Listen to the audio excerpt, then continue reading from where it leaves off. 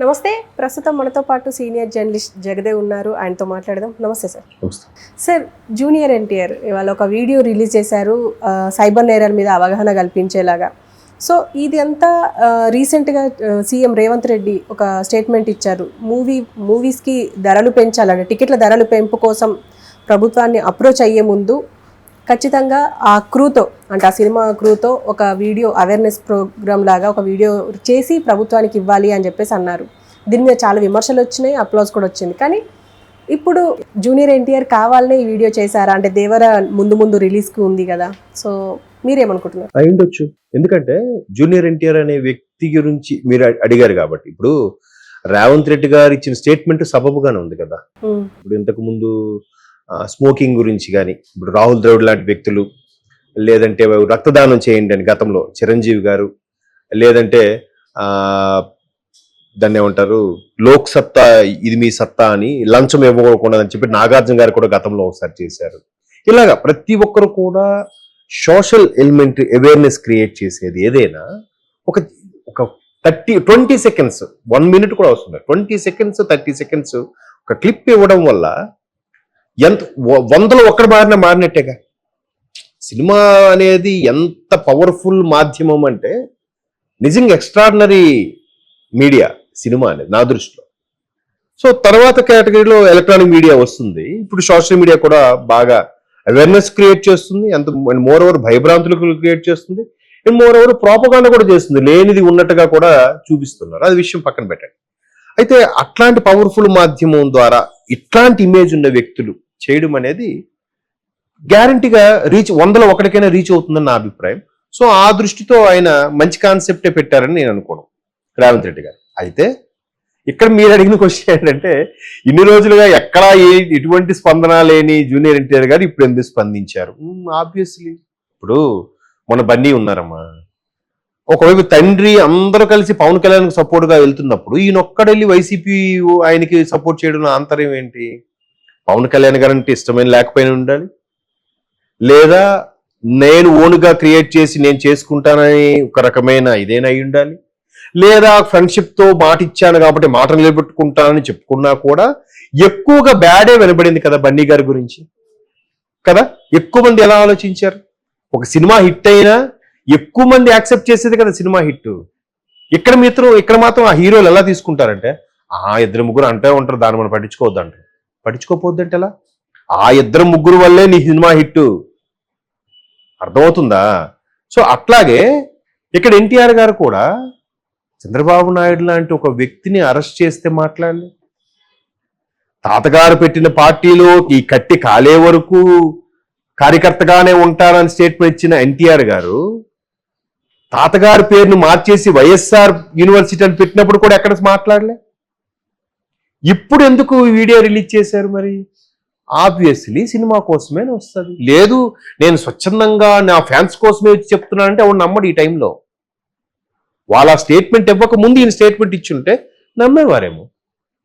అంతే కదమ్మా. ఇప్పుడు తాతగారి పేరును మాట్లాడితే ఇప్పుడేంటి మానేశారేమో కానీ సినిమా కెరీర్ స్టార్టింగ్లో ఎన్టీఆర్ గారు కూడా జూనియర్ ఎన్టీఆర్ గారు ప్రతిదీ తాత పేరే కదా. వంశము పౌరుషము తొడకొట్టడము తాతగారు నందమూరి కుటుంబము ఇట్లాగే ఉండేది కదా. మరి అంత ప్రేమించి అతని పేరుని పుణికిపుచ్చుకొని అతని అంశాన్ని పుణికిపుచ్చుకున్నట్టు నటుడుగా పేరు తెచ్చుకున్న మీరు అతని పేరుని మార్చేసినప్పుడు కూడా రెస్పాండ్ అవ్వలేదే. ఇప్పుడు అతని పేరుని వైసీపీ వాళ్ళు కూడా వాడుకుంటే ఫ్యాన్స్గా వాడుకున్నాడని లైట్ తీసుకోవచ్చు. లేదు చంద్రబాబు గారిని అరెస్ట్ చేసినప్పుడు ఒక కుటుంబ సభ్యుడిగా ఒక మామయ్యగా వెళ్ళి పలకరించవచ్చు కదా. ఎవడేమంటాడు? పేక తీసేడుగా. అంటే నీకు ఆ ఫ్యాన్స్ కూడా ఆ అమౌంట్ కూడా అవసరమే అనుకుంటే ఎట్లా? నువ్వు అలా అనుకుంటే బన్నీ ఆయనకి ఎప్పుడో మాట ఇచ్చాడని చెప్పి సపోర్ట్ ఇచ్చినప్పుడు ఇటువైపు వంశము కుటుంబము తాతగారు అంతా ఈ పార్టీకి ఇదేనప్పుడు ఒక స్టేట్మెంట్ ఇవ్వచ్చు కదా.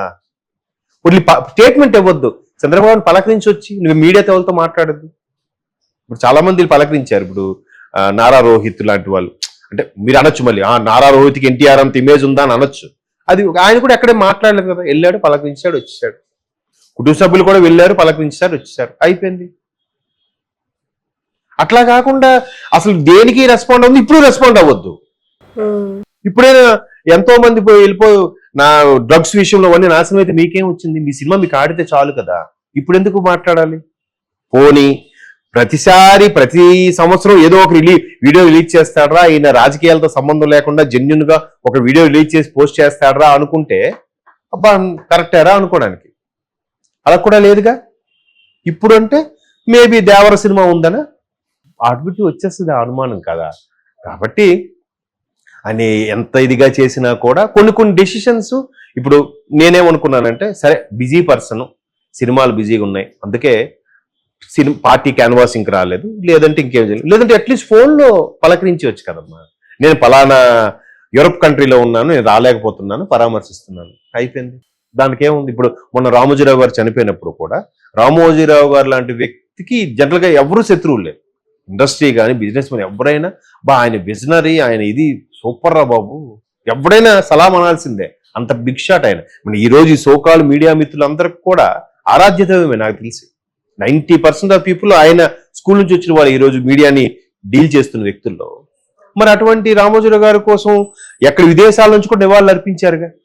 వచ్చిన తర్వాత ఇప్పుడు ఆయన ఫోటోకి దండ వేస్తున్నారు కదా, అది సంస్కారం. అది ఎవడు చెప్పడు, అదే పాఠ్య పుస్తకాల్లో నేర్పించినది. మనం నేపథ్యం, పెరిగిన నేపథ్యం బట్టి అలా అలవాటు అయిపోతుంది.